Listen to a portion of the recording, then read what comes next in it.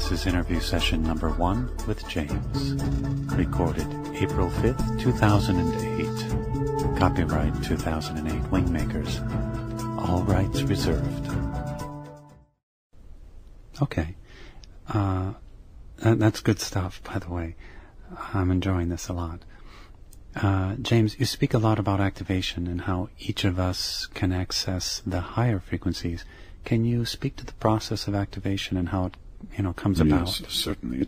It is a very important topic and one that is particularly close to my heart.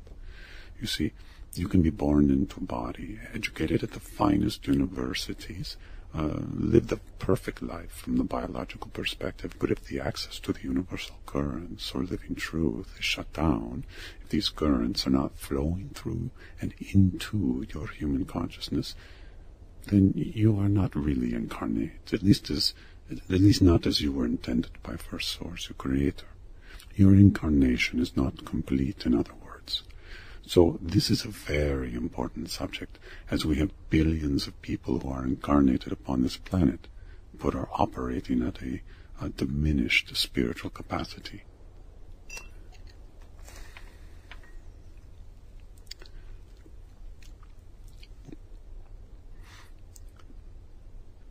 With our eyes and ears, we perceive but a small portion of our universe, the light and sound frequencies that our biological circuitry perceives and processes as fractional.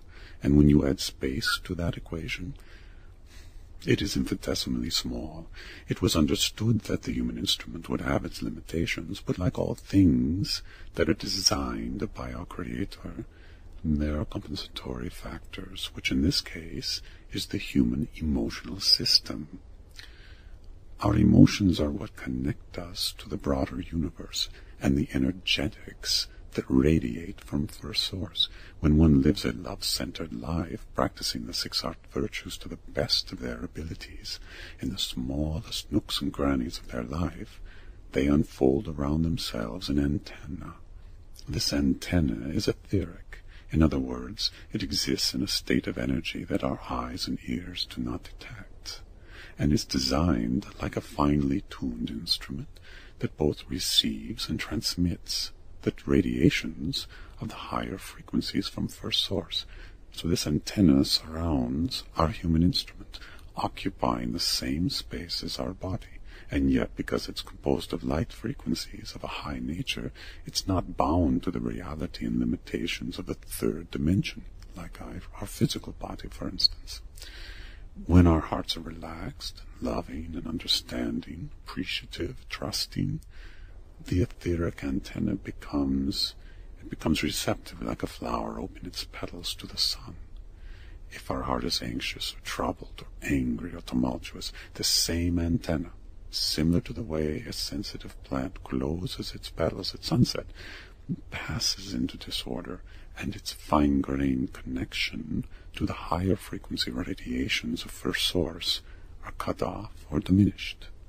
This etheric antenna, from a biological standpoint, is anchored in the 7 glands of the endocrine system, which act as receptors that translate the higher frequencies of the spirit domain to the body and mind, so that the mind can process the encoded information and the body can act upon it.